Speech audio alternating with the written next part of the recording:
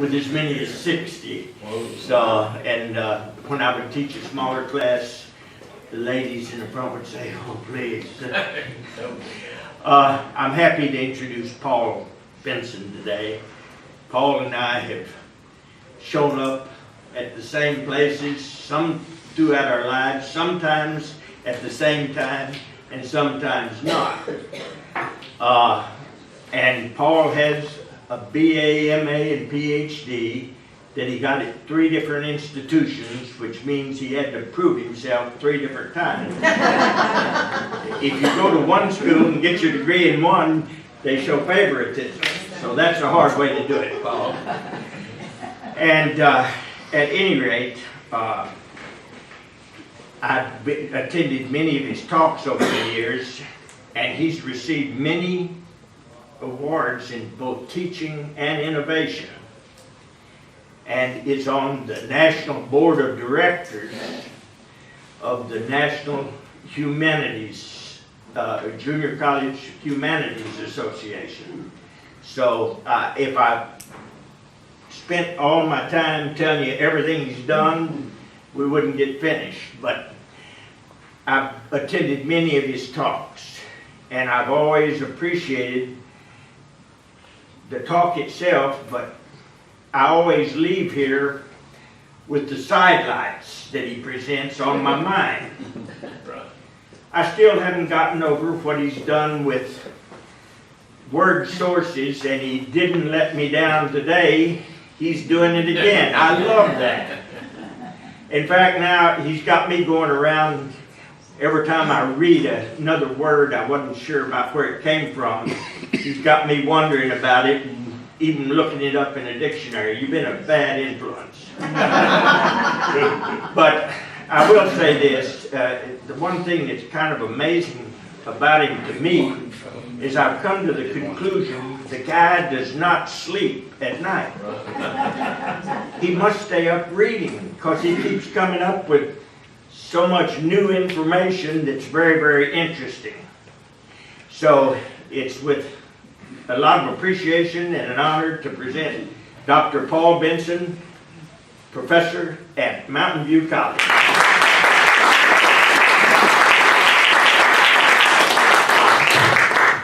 Thank you, Chris. It's always a pleasure to be here with you.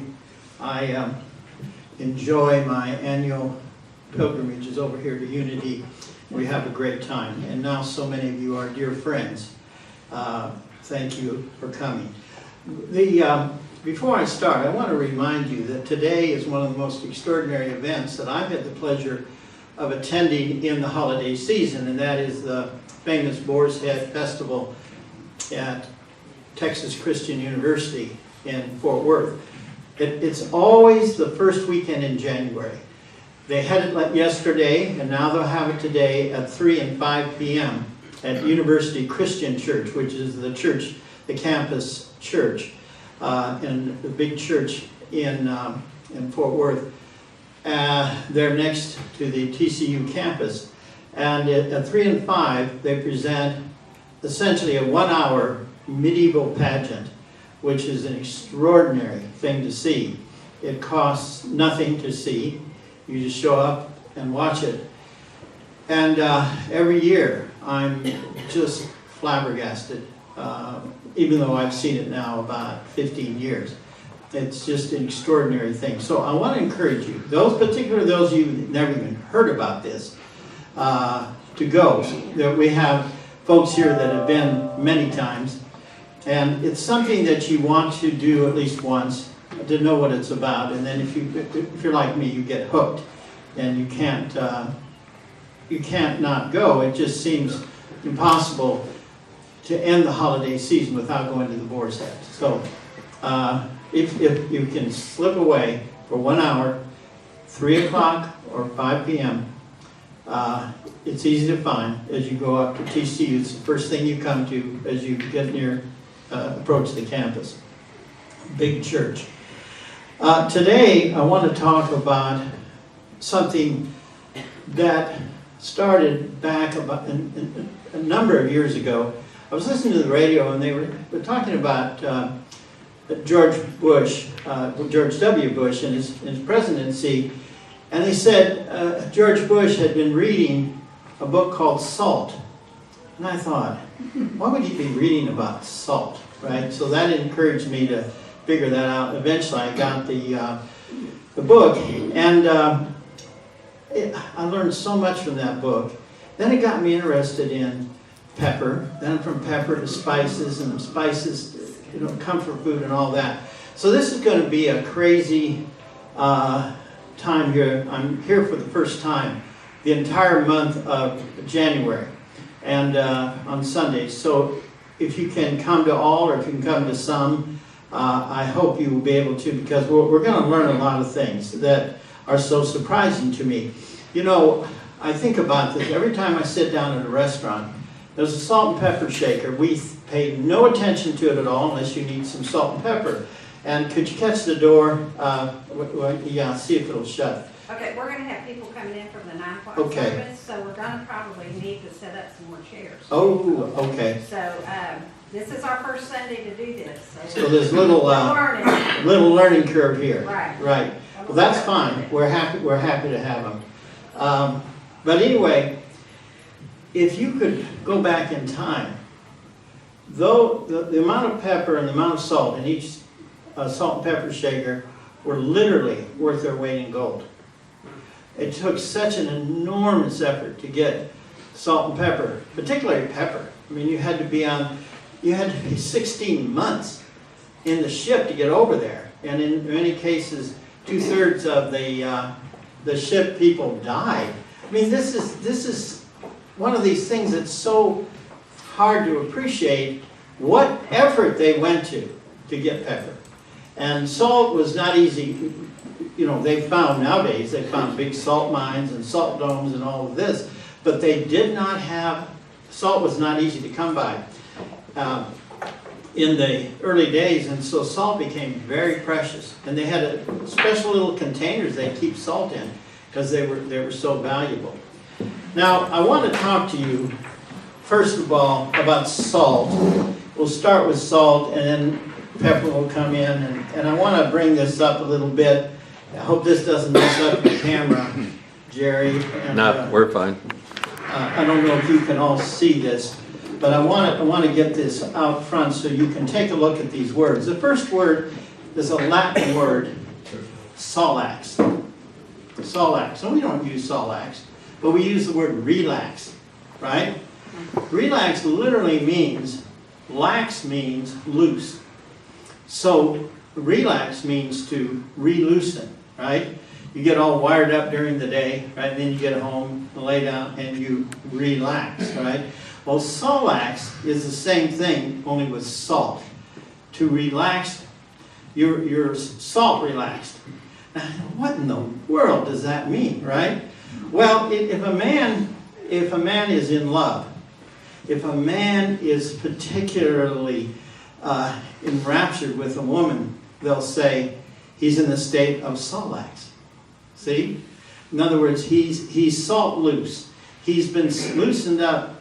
And because salt from ancient times is associated with fertility. And this is one of those extraordinary things that comes to us through Latin. This idea that salt, if a man is in a state of salt, that means his libido is running, the testosterone is going, everything is running, and he is very excited about being with a woman, have a romantic time. Many of you have heard me talk about Valentine's Day and the roots of Valentine and how this all goes back to Roman fertility festival known as Lupercalia. Well, anyway, the saltlax,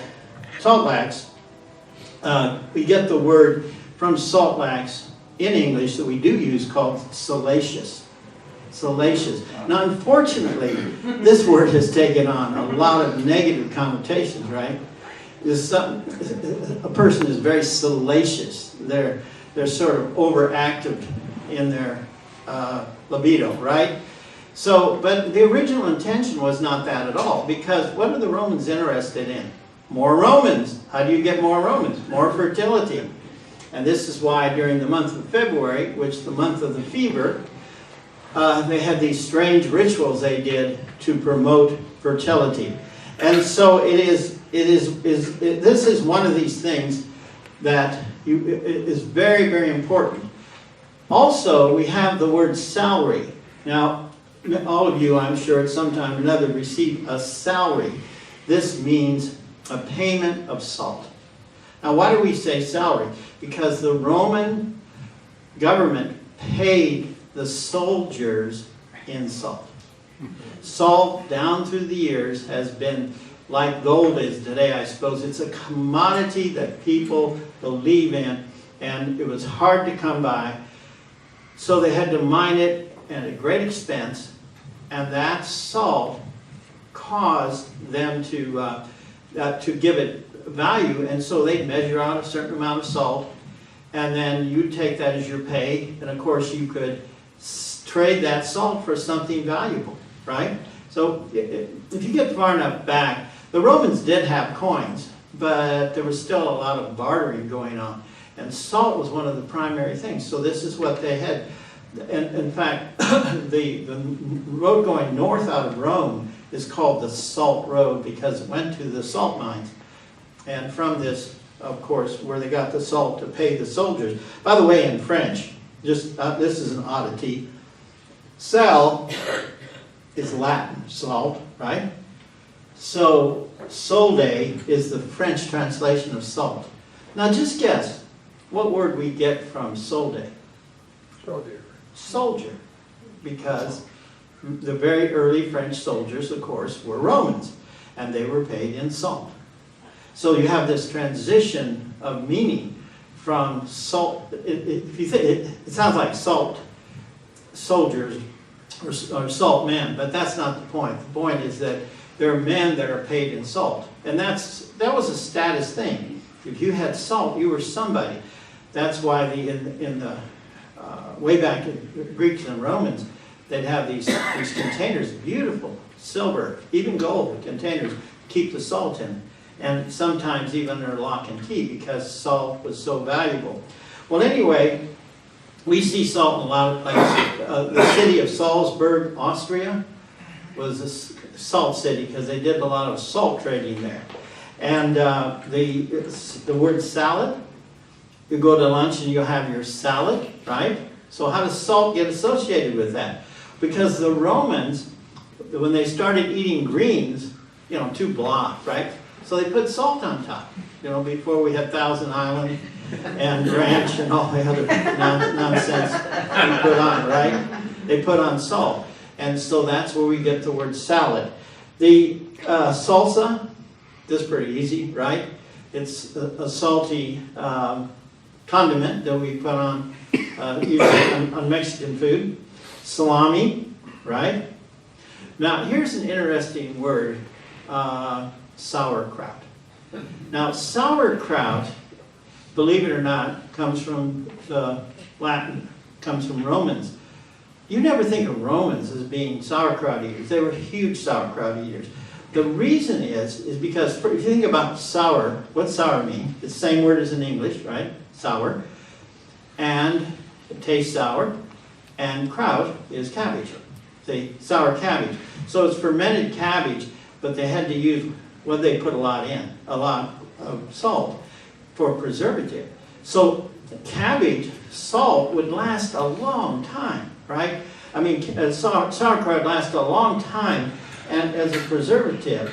And so this is one of the things that we have to appreciate is the importance of salt as a preservative. And it's used over and over. By the way, the British Navy. Now, do you ever think the British is eating sauerkraut? I mean, is that something you just automatically think of? No. You think of the Germans as eating sauerkraut, right? But the British had sauerkraut for one purpose. You want to guess what it was? Because sauerkraut, if you ate sauerkraut, you wouldn't have scurvy. And they figured that out. So, in every British port, in the world, they have a sauerkraut station. In other words, they would process and store sauerkraut, and then when the British ship came in, exhausted of the sauerkraut that they had, they would get a new supply of sauerkraut so they could go on to the next place, right? Sauerkraut stations run by the British Navy. Unbelievable, right? Yeah. So this is some of the things that are surprising. By the way, starting about the time of the birth of Christ, the Romans every year would send 120 ships at a particular time to go to India to bring back spices and peppers. And they were very big on that for the next 300 years or so. And then from about 400 until Da Gama went around the Horn and went to in 1498. There was very little sea traffic. All the spices came over the Silk Road, right? Now, when the Romans got there to India to get the pepper, guess who they found? This is so unbelievable. I went to a program on this one time, and I was just floored when I heard this news. When the Romans got there, guess who they found? Well, they found Indians, of course, in India, and they did their trading, but they found Jewish communities. The Jews had been there already 300 years in the spice business on the Malabar coast of India, right? You know why they went there? This is astonishing.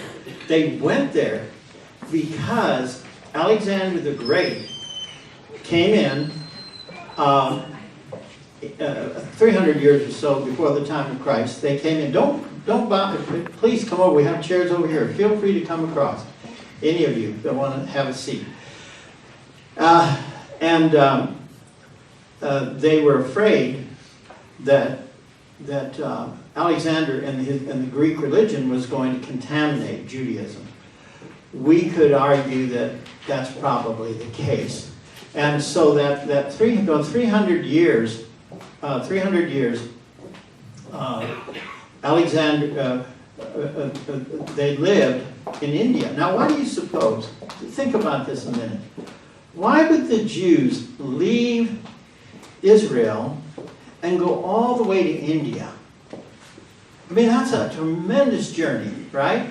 And an extraordinarily difficult thing to do. And yet they did it. They planted communities in India which have survived to modern times. Now, why would they do that? Why India? Why not go to Greece? Or why not go to, not Greece, of course. Why not go to, say, Egypt? Well, Egypt was also controlled by Alexander the Great. And so why do they go to India? Why do they choose India? There's money there. Well, yeah, the spices were there. Yeah, that's the dark answer. I was hoping for a brighter answer. Yeah. So the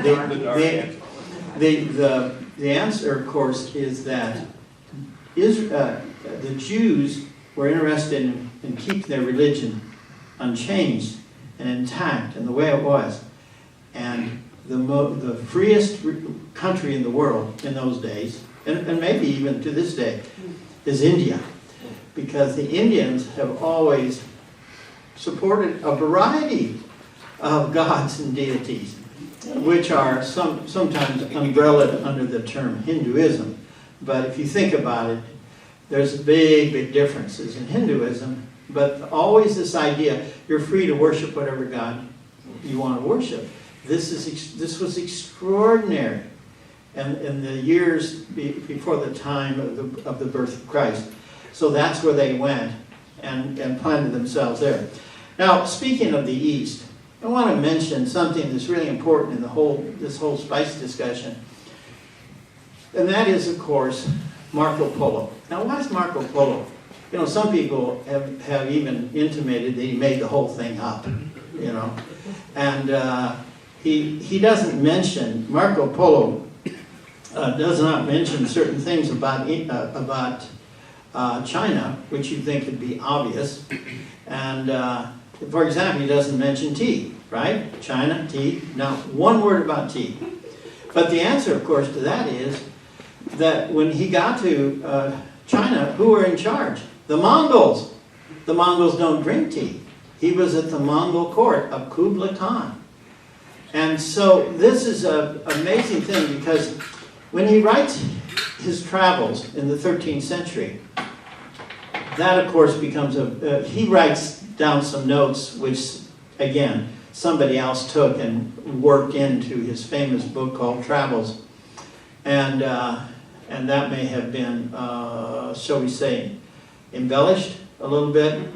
But Marco Polo's travel book was a book among the books that Christopher Columbus took with him in 1492.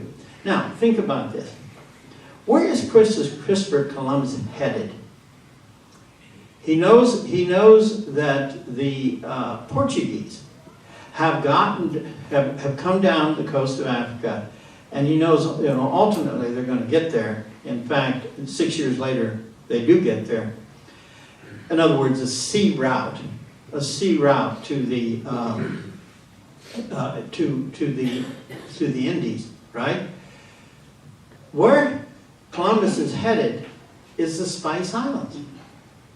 He's trying to get a dead reckoning on the Spice Islands, and he knows what he knows a little bit. He knows about the East.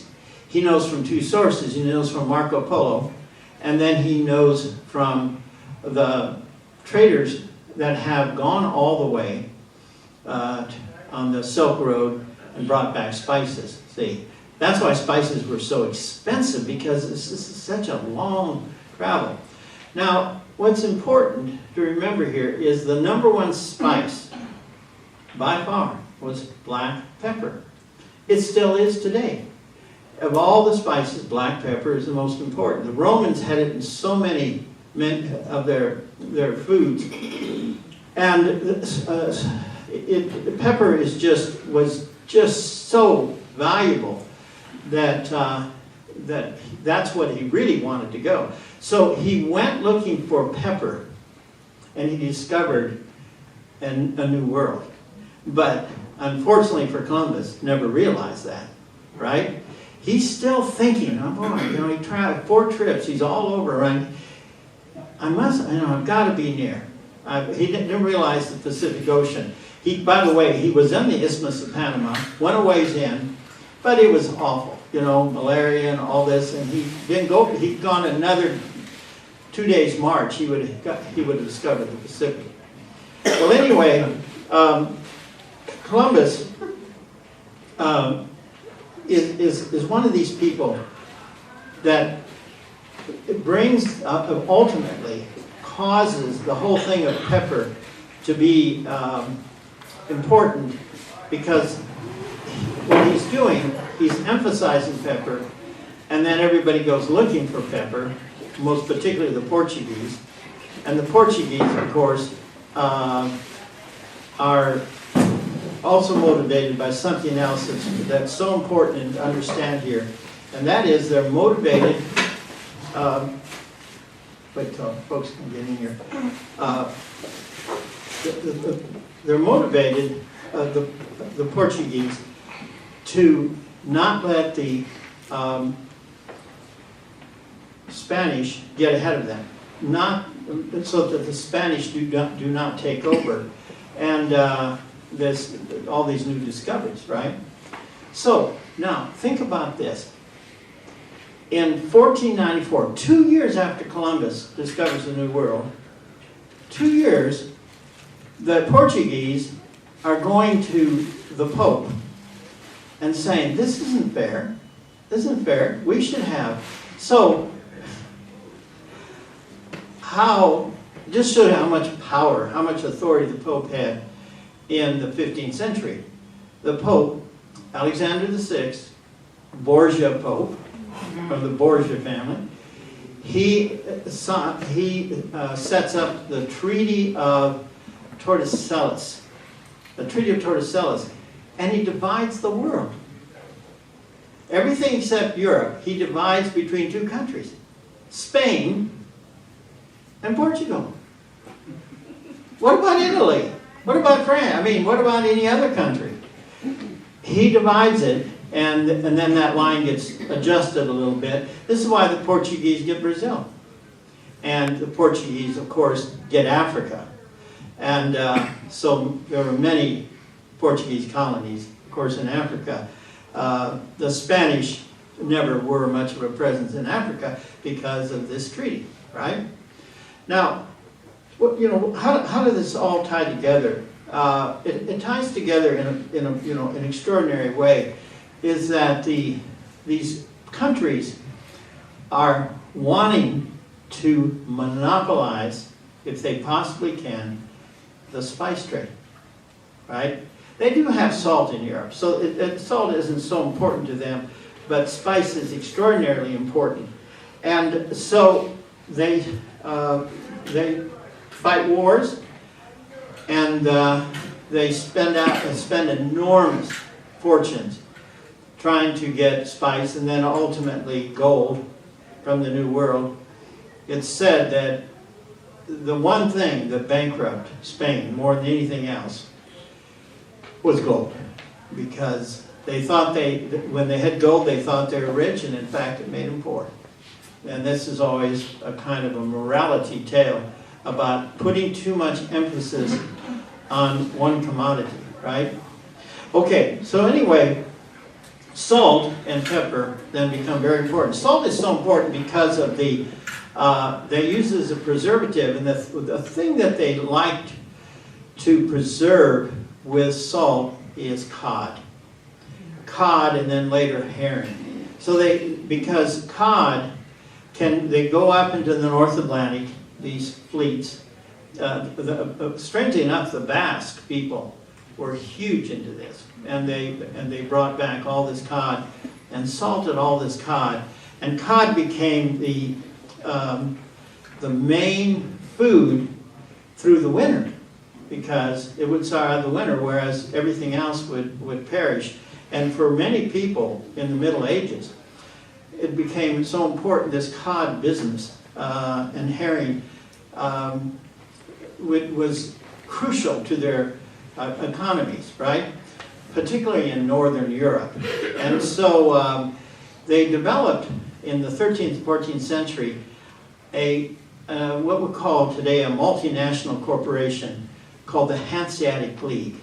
Now the Hanseatic League is a most amazing and fascinating organization because its main purpose is to control, monopolize salt and salt products such as cod, right? Look at this statistic. The Hanseatic League had 40,000 ships.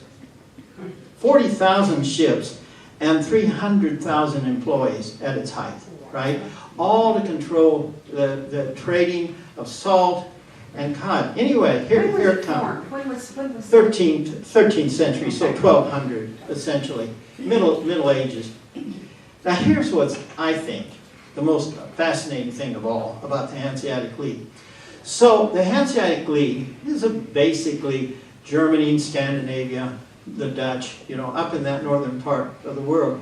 The Hanseatic League were famous for their high ethics, business ethics.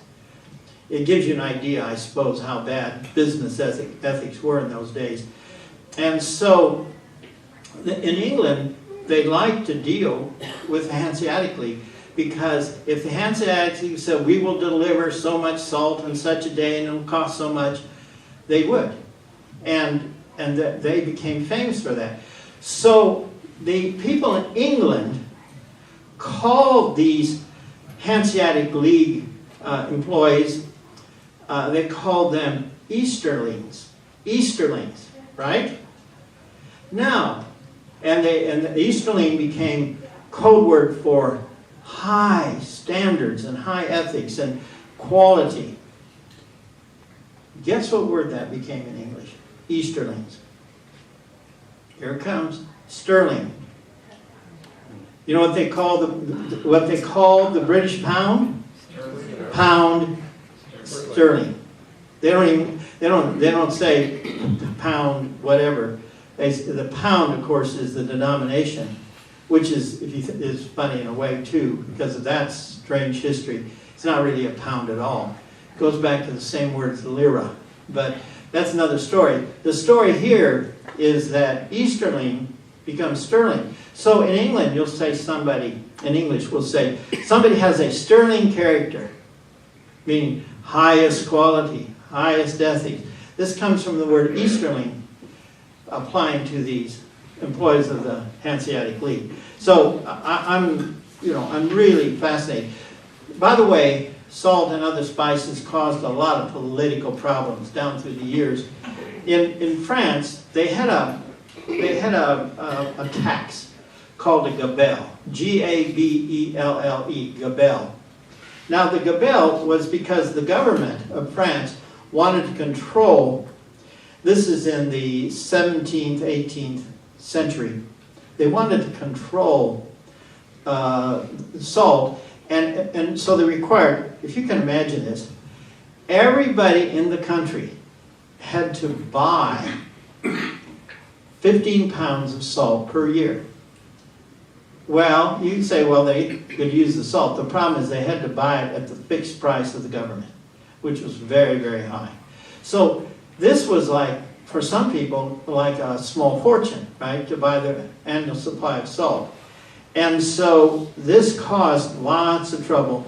It became the #1 source of revenue for the French government, leading up to Louis XVI, and of course Marie Antoinette and all that, and eventually was one of the causes, certainly not the only cause, but one of the causes of the French Revolution, 1789. But here again, a government, not just taxing, but very extreme taxing.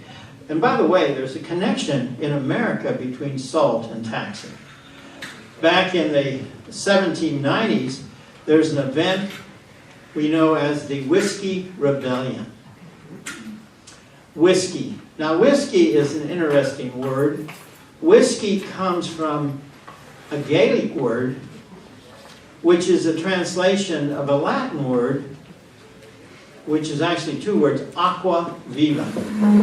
Aqua, water, vita, life, water of life, which is wine distilled, but not just into brandy, distilled over and over and over again to where it's really high alcohol content, right? Anyway, aqua vita goes into Gaelic, and of course, among the great purveyors of whiskey were the Scotch-Irish, right? What do they speak originally? Gaelic. And then, so this comes kind of mangled into English as whiskey. So anyway, there's a whiskey rebellion. Now here was what was happening out in western Pennsylvania. So in western Pennsylvania, what the people were doing, they didn't want to pay the tax. This is one of the first taxes of the American government, right? One of the very first taxes of the American government was the whiskey excise tax, right? And it was high. And they didn't want to pay it. So what they did out in western Pennsylvania is they would trade it for salt. Because guess what? Salt was all